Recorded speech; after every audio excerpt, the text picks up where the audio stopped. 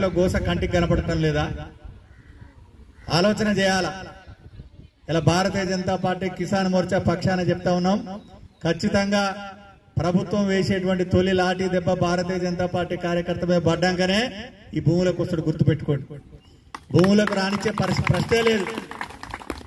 బరాబర్ ఇలా మా బీజేపీ నాయకులతోని, స్థానిక బీజేపీ నాయకులతో కలిసి మేము పోరాటం చేస్తాం.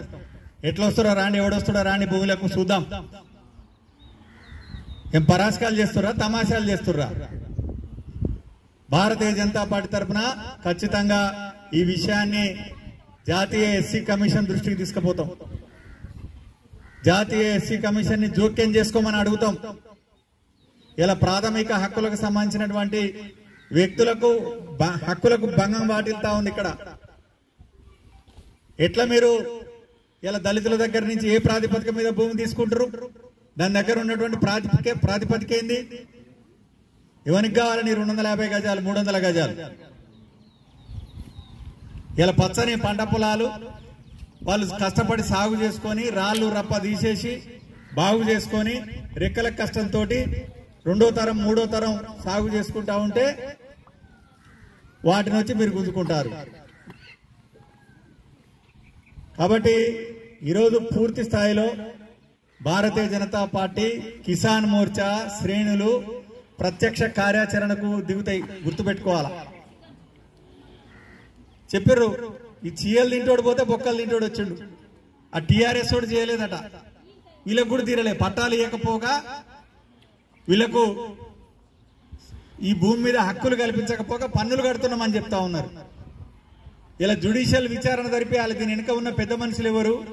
కోకాపేట నుంచి వీడికి గోశాల మార్చాలనేటువంటి కథలు అల్లింది ఎవడు? ఆ కోకాపేట భూములను రియల్ ఎస్టేట్ చేద్దాం అనుకున్నది ఎవడు? తేలాలన్నీ. ఇంత దుర్మార్గంగా వ్యవహరిస్తున్నారు. ఇలా మాకు అన్యాయం జరుగుతుందని మహిళలు ప్రశ్నిస్తే వాళ్ళని తీసుకుపోయి బలవంతపు అరెస్టులు చేస్తారా? దాడులు చేస్తారా? లాఠీ చార్జీలు చేస్తారా?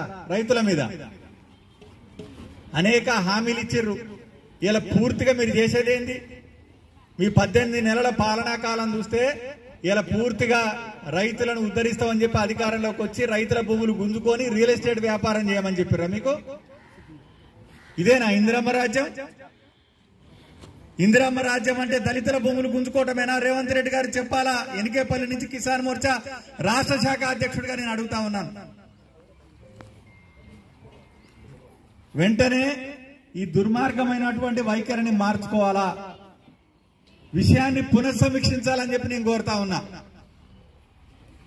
ఖచ్చితంగా భారతీయ జనతా పార్టీ కిసాన్ మోర్చా ఇది జాతీయ ఎస్సీ కమిషన్ దృష్టికి తీసుకొస్తుంది.